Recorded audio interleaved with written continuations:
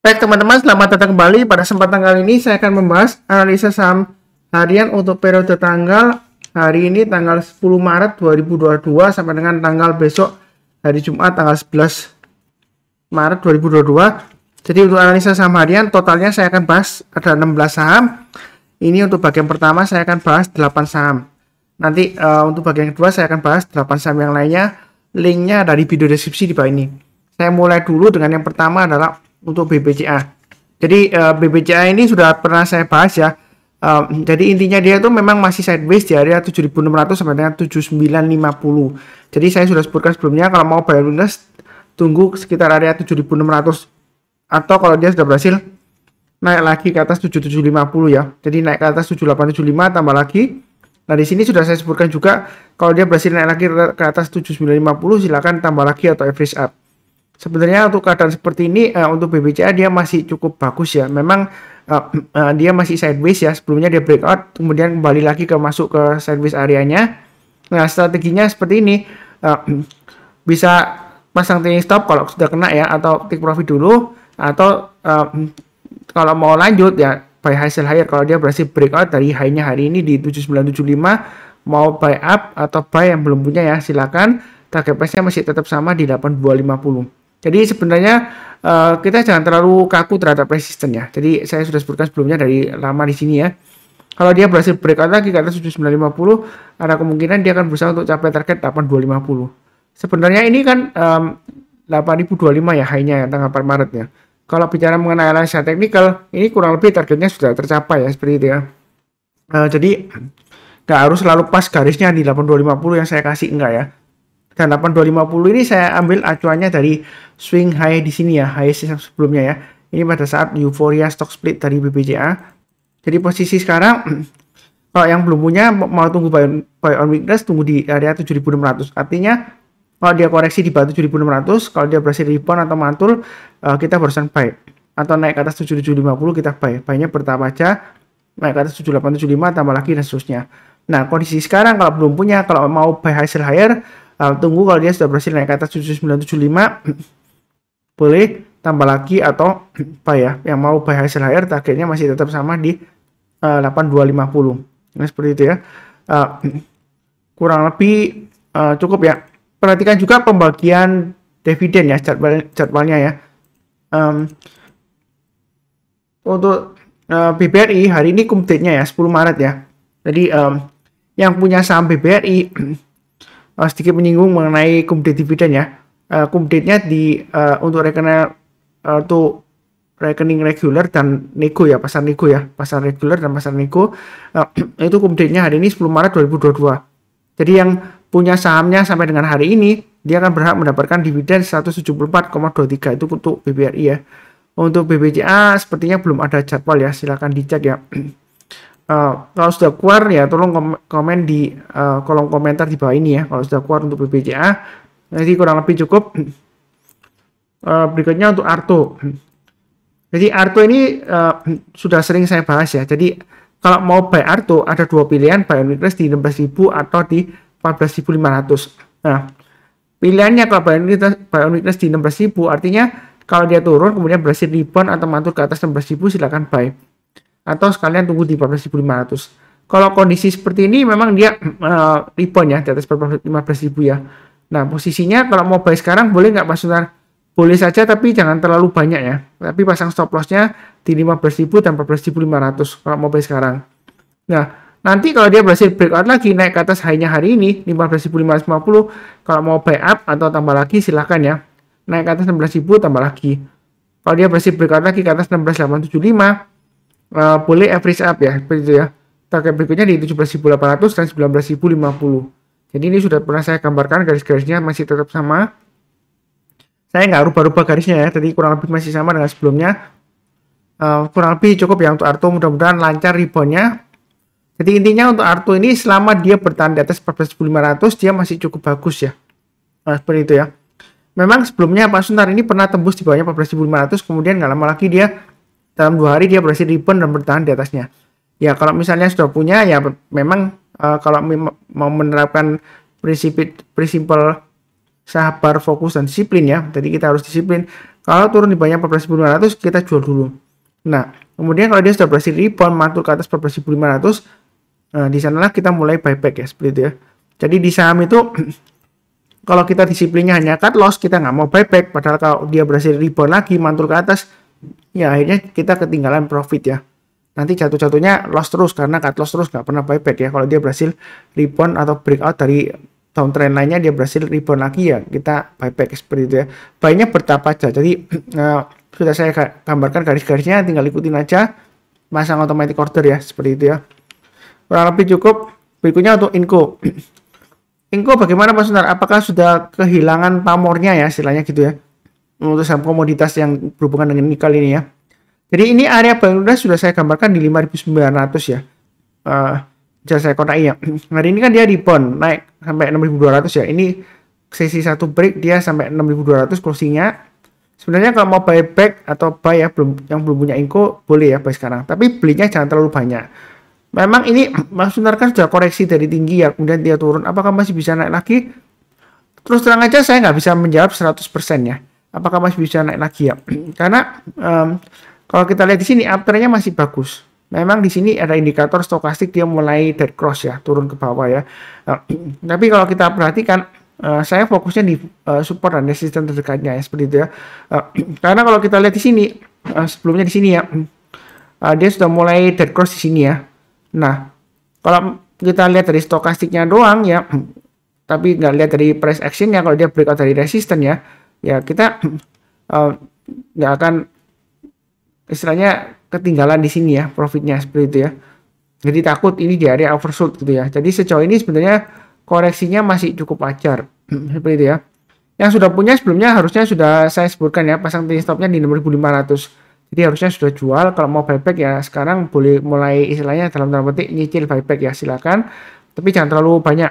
Kemudian kalau dia naik lagi ke atas high-nya kemarin 6350, barusan kita tambah lagi atau average up atau pakai acuan high-nya hari ini di 6325. Jadi belinya bertahap. Kalau naik lagi kita tambah lagi, breakout ke atas 6500 kita boleh tambah lagi atau average up.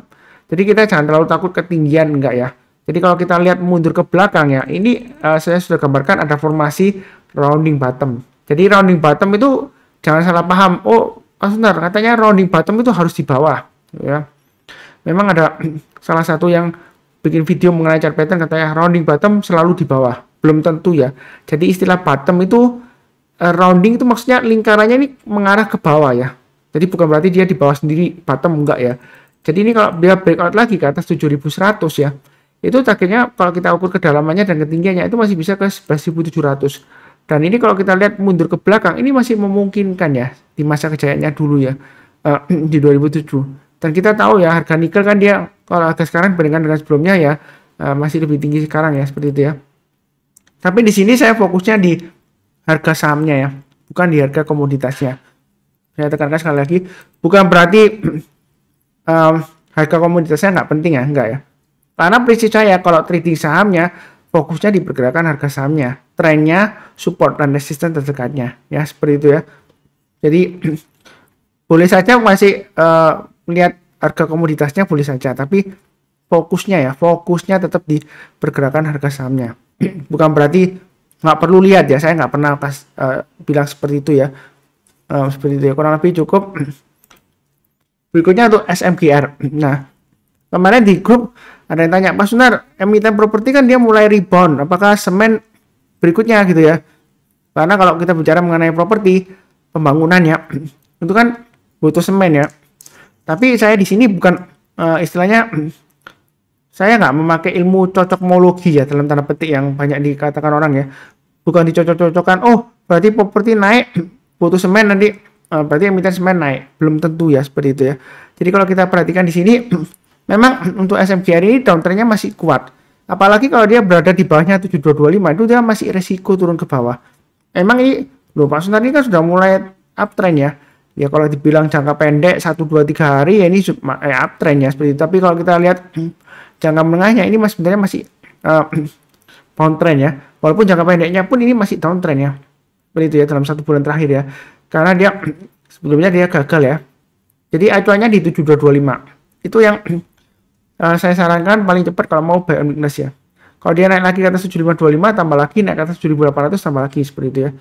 Mungkin ada yang protes, Mas Suntar kenapa nggak beli sekarang? Kalau yakin bakalan naik ke atas 7225, kan lumayan dari sekarang ke 7225 kan paling nggak ya curi start lebih profit ya. Nah, saya sih prinsipnya biasakan ya kalau kita beli saham, kalau downtrendnya masih kuat, jangan karena satu candle hijau terus Anda keburu-buru buy ya. Karena di sini kalau kita lihat, wah ini sepertinya rebound, ya kan? Naik ke atas dan dia gagal. Ya kalau dia gagal bertahan di atas 7225 seperti saya sudah sebutkan, lebih baik jual dulu. Nanti buybacknya di bawah ya. Bisa pakai acuan yang garis sudah saya berikan di sini.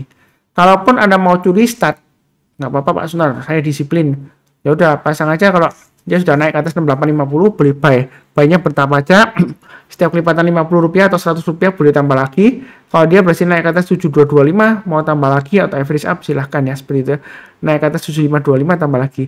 Kita jangan sampai menjadikan resisten ya. Di sini memang ada resisten yang sudah saya gambarkan 7525 sebagai tembok yang membatasi kita untuk profit lebih tinggi lagi ya. Jadi kalau dia breakout naik ke atas 7525 belum tentu dia turun ya.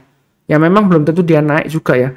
Yang penting di sini adalah pasang take stop dan stop loss sesuai dengan garis-garis yang sudah saya berikan. Jadi trading itu mudah ya kalau ada acuannya di mana kita pasang trading stop, di mana kita pasang stop loss, di mana kita average up atau buy up ya seperti itu ya. Jadi yang nonton video saya ya, yang rajin ya, nonton, mencatat, dan pasang automatic order buy, saya yakin sih profitnya luar biasa. Walaupun loss ya kadang-kadang memang saya salah ya. Ya bukan saya salah, enggak ya, dalam arti sudah breakout tapi marketnya turun ya harganya ya. Karena saya nggak bisa ngatur harga saham di pasar saham. Tapi saya nggak pernah menyesatkan orang lain. Kalau masih kondisi downtrend, saya sebutkan downtrend. Kalau masih kondisi uptrend, ya saya sebutkan uptrend. Kalau masih sideways, saya sebutkan sideways ya seperti itu ya. Jadi belinya bertahap aja, jangan terlalu agresif, tapi jangan terlalu takut-takut. Fokusnya di garis-garis yang sudah saya berikan. Kurang lebih cukup. Berikutnya EMTK. Nah, EMTK memang buy on weakness saya sebutkan di 1865. Ini sepertinya nggak dikasih ya, dia berusaha untuk rebound. Nah, posisi sekarang boleh ikutan garis saya ini ya. Naik ke atas 2100 boleh buy. Mungkin sudah buy, pasang stop loss-nya ya di 1975 ya. Strateginya seperti itu. Memang fluktuasinya agak tinggi. Jadi kondisi sekarang masih cukup bagus. Mau buy sekarang boleh saja, tapi buy-nya bertahap aja. Naik ke atas 2100 buy.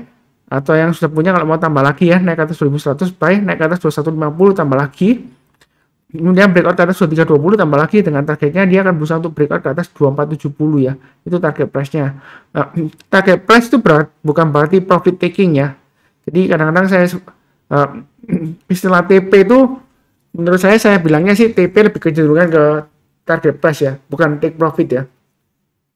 Kalau take profit saya lebih suka menyebutnya PT ya, profit taking ya seperti itu ya. Supaya membedakan aja antara TP dan PT ya seperti itu ya. Jadi target price itu bukan berarti take profit enggak ya. Jadi kita pasangnya trailing stopnya. Kalau dia turun di bawah trailing stop yang sudah kita pasang, memang silakan jual dulu. Di tengah-tengahnya ini kalau mau pasang trailing stop ya setiap kelipatan Rp50 atau Rp100 silakan pasang sendiri. Saya nggak gambarkan garisnya lagi. Kalau terlalu banyak digambarkan garisnya nanti tambah buat bingung ya. Nanti nggak kelihatan ketutupan ya seperti itu ya. Jadi kurang lebih cukup untuk EMTK. Berikutnya BEBS. Apakah sudah saatnya buy Pak Sunar?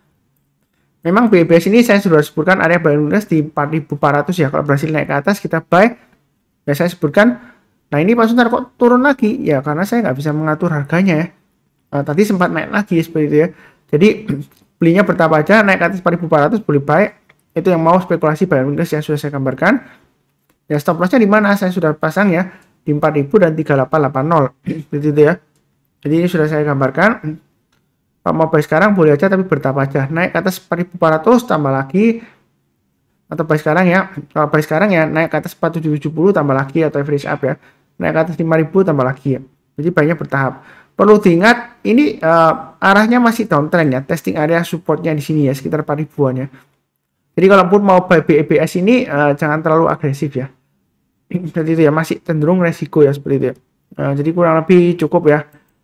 Berikutnya untuk MPPA. MPPA kalau kita lihat hari ini masih lanjut lagi naik ya. Gitu ya. Dan ini sudah saya gambarkan Fibonacci retracement-nya. Dan kalau kita bicara mengenai Fibonacci retracement ya, kalau kita tarik di jalur downtrend-nya ini swing high-nya di sini dan swing low-nya, Fibonacci retracement di 38,2% itu di sekitar area 348 di sini ya. Jadi sebenarnya untuk MPPA ini kalau mau buy sekarang dia masih cenderung resiko, walaupun dia candle hijaunya lumayan tinggi tebal ya, volumenya juga naik seperti itu ya. Itu berdasarkan ilmu Fibonacci retracement. Jadi yang mau belajar mengenai Fibonacci retracement dan Fibonacci extension, ada 3 video ya, linknya di video deskripsi di bawah ini, silahkan ditonton dengan contoh-contohnya ya, bagaimana cara nariknya dan bagaimana cara kerjanya seperti itu ya. Naik ke atas 348 silahkan buy, naik ke atas 398 tambah lagi atau average up, naik ke atas 448 di sini ya, atau 450 kalau mau dibulatkan ya, boleh tambah lagi atau average up. Jadi buy-nya bertahap aja untuk MPPA. Kalau mau buy sekarang boleh nggak Mas Sungkar? Boleh saja sih kalau mau buy sekarang, tapi dengan catatan kalau turun di bawahnya high-nya di sini ya 280, lebih baik jual dulu sebagian. Kalau turun lagi di bawah low-nya hari ini 264, jual dulu semuanya. Jadi pasang stop loss, jangan lupa ya. Buy-nya bertahap aja, nanti naik lagi ke atas 348 tambah lagi. Ya kita jangan terlalu kaku, dalam arti ini sebelumnya high-nya di 384 Pak Sunar. Apakah kalau sudah 384 sudah take profit aja?